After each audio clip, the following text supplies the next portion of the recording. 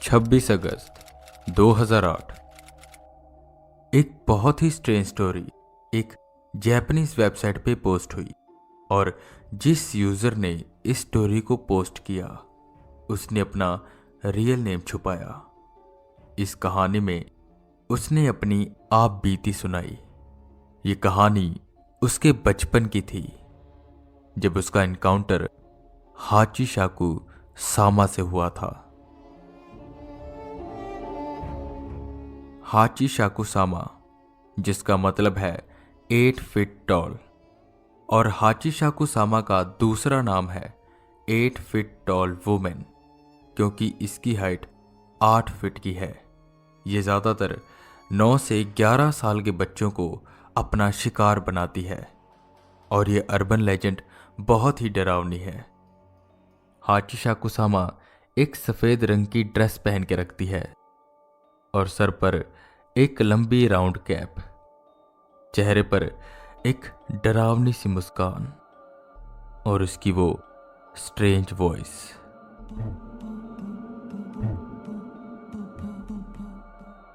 उस कहानी के मुताबिक ये बात है 1998 की। अब उस यूजर ने तो अपना नाम नहीं बताया पर हम कोई नाम अज्यूम करते हैं जैसे कि मित्सु।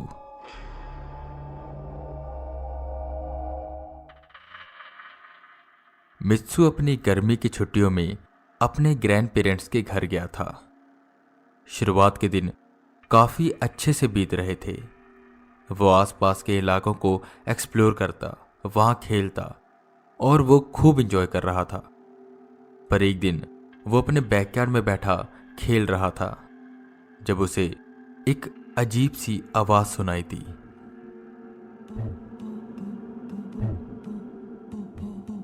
उसने आवाज को सुना और वो इच्छुक हो गया कि यह आवाज कहां से आ रही है। तब उसने अपने बैकयार्ड की दीवार से उस पार एक लंबी राउंड कैप देखी। वो दीवार 8 फीट लंबी थी, तो जिसने भी वो राउंड कैप पहनी थी वो 8 फीट लंबा होगा। उसकी जिज्ञासा और बढ़ी और वो भागते हुए बाहर की तरफ गया। उसने बैकयार्ड का दरवाज़ा खोला और बाहर की ओर झांका और जो उसने देखा उससे वो बेहद डर गया। उसके सामने एक 8 फीट लंबी औरत खड़ी थी जिसने वाइट कलर की ड्रेस पहनी थी, सर पर लंबी राउंड कैप और चेहरे पर एक डरावनी सी मुस्कान। वो उसकी ओर बढ़ रही थी और उससे एक अजीब सी आवाज़ आ रही थी। ये आवाज़ बहुत ही डरावनी थी। उसकी वो डरावनी मुस्कान और उसकी ये आवाज़ें सुनकर मित्सु बहुत डर गया। वो रोता हुआ अपने ग्रैंड पेरेंट्स के पास गया जो उस वक्त चाय पी रहे थे। मित्सु ने उन्हें बताया कि उसने बाहर एक बहुत लंबी औरत देखी। पहले तो उसके ग्रैंड पेरेंट्स ने ज़्यादा ध्यान नहीं दिया, पर जब मित्सु ने उन्हें बताया कि उससे वो अजीब तरह की आवाज़ आ रही थी, जैसे ही मित्सु के ग्रैंड पेरेंट्स ने सुना उस आवाज़ के बारे में वो एकदम से चौंके और उन्होंने मित्सु से दोबारा पूछा, जिसमें मित्सु ने उन्हें सारी बात बताई। वो दोनों बेहद चिंतित हो गए। मित्सु के दादा ने मित्सु के पापा को फ़ोन किया, उन्हें सारी बात बताई और उसके बाद वो बाहर चले गए। पर जाने से पहले उन्होंने मित्सु की दादी से ये कहा कि तुम मित्सु का ध्यान रखना, मैं केसा को लेकर आता हूं और इसे कहीं भी अकेला मत छोड़ना। मित्सु उन्हें इतना घबराए देखकर बेहद डर गया और जोर से रोने लगा, जिसपे मित्सु की दादी उसे चुप कराती हैं और उसे बताती हैं कि शायद उसे हाचिशाकु सामा के द्वारा पसंद किया गया है। हाचिशाकु सामा ये कौन है? मित्सु ने पूछा, जिसपे मित्सु की दादी उसे हाचिशाकु सामा के बारे में बताती है। हाचिशाकु सामा एक 8 फीट लंबी औरत है जो वाइट कलर की ड्रेस पहनती है और वो ज़्यादातर बच्चों को शिकार बनाती है। जिसे भी वो पसंद करती है उसे उसकी वो अजीब चैंटिंग की आवाज़ सुनाई देती है। और जिसे भी वो पसंद करती है वो रातों रात गायब हो जाता है। और फिर उसके साथ क्या होता है वो किसी को नहीं पता। कहा जाता है कि बहुत साल पहले हाचिशाकु सामा को बहुत सारे मॉन्क्स ने मिलकर उसे 4 स्टैचू में कैद किया था, जिन्हें जीसस कहा जाता है, और इन स्टैचूज को अलग अलग दिशा में रख दिया गया था। पर पता नहीं कैसे उनमें से एक स्टैचू टूट गई और हाचिशाकु सामा आजाद हो गई। मित्सु ये सुनकर बेहद डर गया, पर मित्सु की दादी उसे समझाती है कि हम किसी न किसी तरह तुम्हें बचा लेंगे। मित्सु के दादा थोड़ी देर बाद एक मॉन्क को अपने साथ लेकर आते हैं जिनका नाम केसा था। वो दोनों ऊपर वाले रूम में जाते हैं और कुछ वक्त वहीं पर रहते हैं, और फिर मित्सु की दादी को मित्सु को ऊपर लाने के लिए कहते हैं। मित्सु ऊपर जाता है और देखता है कि रूम की खिड़कियों को न्यूज़पेपर से ढक दिया गया है। कमरे के हर कोने में एक कटोरी में नमक भर के रखा है। मित्सु उन्हें पूछता है कि ये सब क्यों, जिस पे केसा उसके पास आते हैं और उसे बताते हैं कि वो तुम्हें रात को लेने आएगी, पर अगर तुम इस रूम में रहोगे तो वो तुम्हारा कुछ नहीं बिगाड़ पाएगी। बस तुम्हें 7 बजे से पहले ये दरवाज़ा नहीं खोलना। इतना कहकर वो बाहर चले गए। रात के करीबन 11:30 बज रहे थे। मित्सु को नींद नहीं आ रही थी। वो बेहद डरा हुआ था। तभी उसे एक आवाज आती है, और ये वही आवाज थी जो उसने पहले सुन रखी थी। ये आवाज हाचिशाकु सामा की थी। मित्सु बेहद डर जाता है।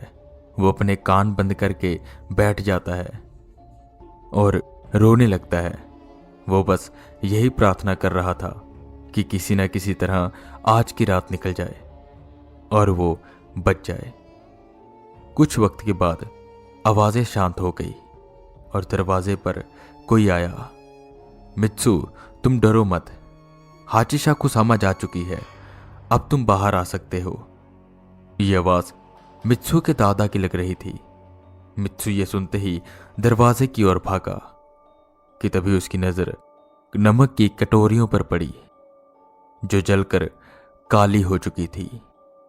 मित्सु ये समझ गया कि उसके दादाजी नहीं बल्कि हाचिशाकु सामा है। मित्सु ने दरवाजा नहीं खोला। हाचिशाकु सामा दरवाजा खटखटाती रही।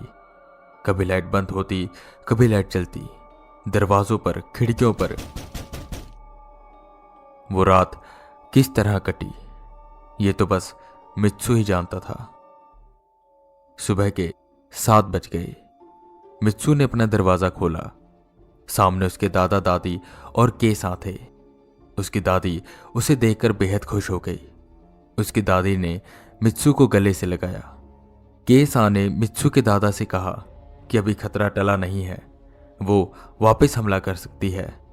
इसके बाद वो मित्सु को घर से बाहर लेकर आए।